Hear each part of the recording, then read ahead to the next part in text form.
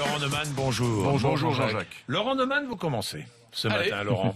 Vous commencez en revenant sur les propos tenus ici même par Jean-Marie Le Pen. C'était hier, entre 8h30 et 9h. Oui, vous avez entendu Marine Le Pen et Florian Philippot. Oui, j'ai vu Leur ça un réponse peu. a été de dire les propos de Jean-Marie Le Pen n'engagent que lui. Ah bon?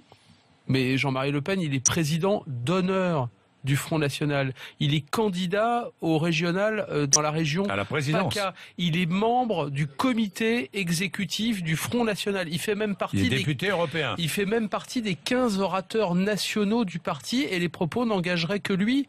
Alors je vais vous dire, si la dédiabolisation du Front National est juste, si Marine Le Pen ne nous raconte pas des sornettes, elle n'a pas d'autre choix que de le mettre à la porte du parti. Ou alors, il faudra m'expliquer pourquoi, à votre micro, elle a expliqué, et ses lieutenants ont expliqué qu'il fallait sanctionner tous ceux qui, au départemental, vous savez, tous ces petits candidats qui ont dérapé sur Twitter, sur les réseaux sociaux, etc. Et Jean-Marie Le Pen, lui, pour expliquer que les chambres à gaz ne seraient qu'un détail de l'histoire, ne seraient pas sanctionnées. Alors, je vais vous dire, si cette dédiabolisation est vraie, alors elle n'a pas le choix. Ou alors, tout ça, c'est du pipeau. Ce sont des propos de télévision, de studio de radio. Tout ça n'est pas vrai. Ou alors, il y aurait donc une vitrine du Front National dans les médias et puis le vrai Front National derrière. Bah, si elle est sincère, si elle dit vrai, elle a l'occasion historique de prendre une décision qui pourrait montrer qu'elle a raison. Moi, j'y crois pas. Et je vais vous dire juste une dernière chose. Ça vous a pas frappé? Tout le monde a parlé au Front National, les cadres, de façon anonyme ou non d'ailleurs. Il y en a une qui s'est pas exprimée. Marion Maréchal Le Pen. C'est bizarre quand même, non?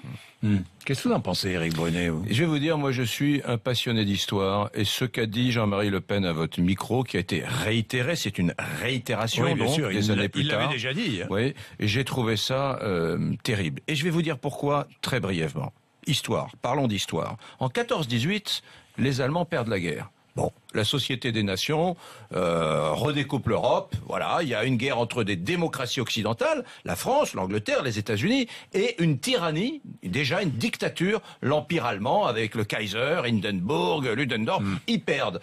Voilà, ils perdent. Voilà. Bon, en 45. C'est un peu le même scénario, une dictature, les forces de l'Axe en 40, perdent, non, en 45, en 45, en 45, perdent face à des démocraties, l'Angleterre, la France, les États-Unis. Bon, que se passe-t-il? Il y a quelque chose de très différent. Il y a les procès de Nuremberg. Pour la première fois dans l'histoire, des magistrats internationaux vont juger des belligérants, les condamner à mort. Et pourquoi? Parce qu'il y a eu quelque chose de plus en 40-45. Il y a eu précisément Auschwitz et les chambres à gaz. Ça, c'est très important.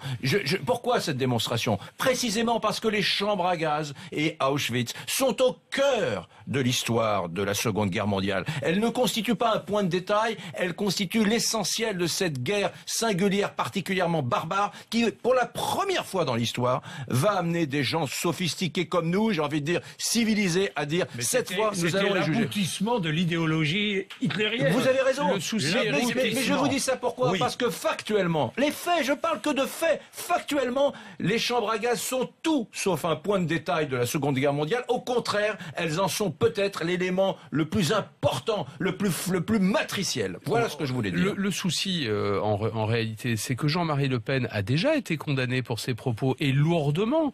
Et c'était il y a longtemps, c'était en 1991, je crois, 800 000 € d'amende qu'il a fallu verser à des associations. Or, Marine Le Pen, elle dirige ce parti depuis plusieurs années, et ça ne l'a pas dérangé de conserver à la tête du parti un président d'honneur qui est capable de tenir ce genre de propos. Et des propos qui ont été réitérés. Vous vous souvenez de ce qu'il avait dit à propos de l'occupation allemande, qui n'était pas si inhumaine que ça, et il y a quelques mois, proposant une nouvelle fournée pour Patrick Bruel, j'en passe et des meilleurs. Alors on peut dire que Jean-Marie Le Pen fait de la provocation. J'entends même certains dire qu'au fond, ce vieillard antisémite, je mets des guillemets, ça rendrait Marine Le Pen plus moderne, plus modérée. Tout ça, c'est de la politique politicienne. Si elle dit vrai, si son parti a changé, alors elle aurait déjà dû se séparer de Jean-Marie Le Pen. Ça n'est pas possible pour une raison, je vais vous dire, parce que le Front National, au-delà d'être un parti politique, c'est d'abord une entreprise familiale, et que pour le moment, elle ne s'est pas séparée de son père. Moi, je ne comprends pas qu'elle le fasse. Moi, c'est quelque chose qui me dépasse. Je ne comprends pas pourquoi Jean-Marie Le Pen dit des choses pareilles. Je ne comprends pas. Et j'ajoute que chez vous, hier, il a également dit, quelques instants plus tard, il a dit, je crois, il y a eu beaucoup de morts, des centaines de milliers, peut-être des millions. Comment peut-il dire des centaines de milliers, peut-être des millions, en parlant de la barbarie génocidaire dont on connaît à peu près les chiffres en 2015? Pour moi, c'est un mystère. Je ne comprends pas pourquoi il a quand même dit autre chose hier. Il a expliqué qu'au Front National, il y avait autant de gaullistes que de pétainistes. Alors, les gaullistes, je vois bien, des gaullistes peut-être en peau de lapin, ceux qui vont se recueillir sur la tombe de Gaulle. Mais s'il dit vrai, alors là aussi, il faudrait que Marine Le Pen, Florian Philippot nous expliquent. Ah bon, il y aurait donc des pétinistes. Moi, je le sais. Mais si c'est vrai, alors tout ce qu'on nous raconte sur la dédiabolisation du Front National, c'est du pipeau. Moi, j'aimerais avoir une explication. Franchement, il n'y a pas au Front National, j'ai peine à croire qu'en 2015, il y a autant de gaullistes que de pétainistes. Je pense que pour des raisons obscures qui m'échappent, il était dans un souci hier de nuire à l'organisation politique dirigée par sa fille. Je ne vois pas d'autres...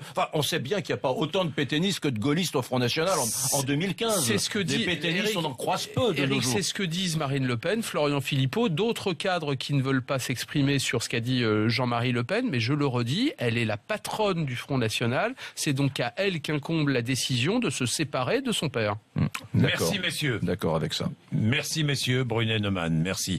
Il est 7h57.